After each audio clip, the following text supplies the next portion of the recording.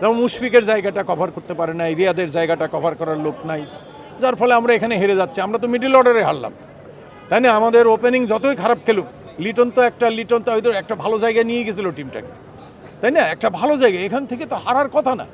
এই রান না করা তো কোনো যুক্তিই থাকতে পারে না। মানে আমার ধারণা দুইটা আর কি, একটা হচ্ছে আমরা 20 রান মতো বেশি হয়ে গেছে আর কি। আজকের পিচটাই মানে খুব বেশি রান ছিল না, সেখানে ওরা বিশেষ করে লাস্টে ওদের যে পার্টনারশিপটা ক্রফট এবং স্মিথ দুইজনই বলও করছে ভালো, তারা ব্যাটিংও করছে ওই শেষের দিকে, এটা আমাদের একটা চাপ সৃষ্টি হয়েছে। আর একটা ব্যাপার হচ্ছে যে আমরা শেষে আফিফ যখন নামলো আর কি, লিটন যখন আউট হয়েছে তখন কিন্তু আমাদের রিকোয়ার 105-এর নিচে ছিল, 4.57 এইরকম।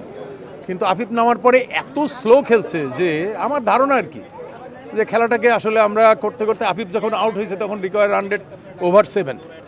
তো সুতরাং আসলে খেলাটা খুব টাফ হয়ে গেছিলো, যার ফলে আর নিউজিল্যান্ডের অসাধারণ ফিল্ডিং বোলিং, এত ডিসিপ্লিন একটা টিম, মানে যেটা কল্পনাই করা যায় না আসলে। এটা এখানে এখানে কিছু সমস্যা আমাদের আছে কি, আমাদের কি আপনি খেয়াল করে দেখবেন আমাদের তাহিদ হৃদয় যেভাবে খেলে, এই তাহিদ হৃদয়কে সাপোর্ট করার মতো ওই জায়গাটাতে প্লেয়ার খুব কম, আমাদের হচ্ছে না। আমরা তাহিদ হৃদয়ের সাথে জুটি বাঁধার মতো প্লেয়ার হচ্ছে না।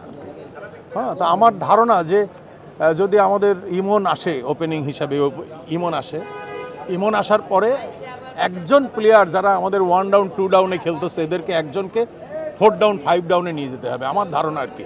তাহলে আমাদের এই জায়গাটা, যেমন মুশফিকের জায়গাটা কভার করতে পারে না, রিয়াদের জায়গাটা কভার করার লোক নাই, যার ফলে আমরা এখানে হেরে যাচ্ছি। আমরা তো মিডল অর্ডারে হারলাম, তাই না? আমাদের ওপেনিং যতই খারাপ খেলুক, লিটন তো হয়তো একটা ভালো জায়গায় নিয়ে গেছিল টিমটাকে, তাই না? একটা ভালো জায়গায়, এখান থেকে তো হারার কথা না।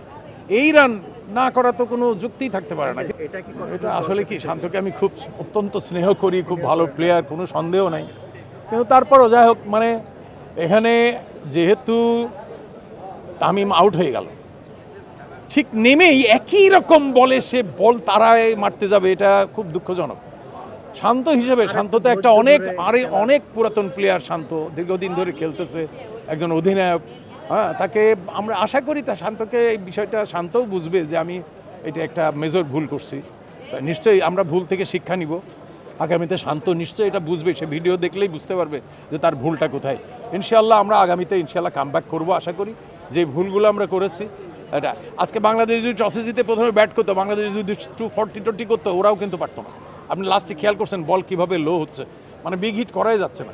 তবে তাহিদ হৃদয় অসাধারণ খেলেছে, কোনো সন্দেহ নাই। লিটনও খুব ভালো খেলছিল।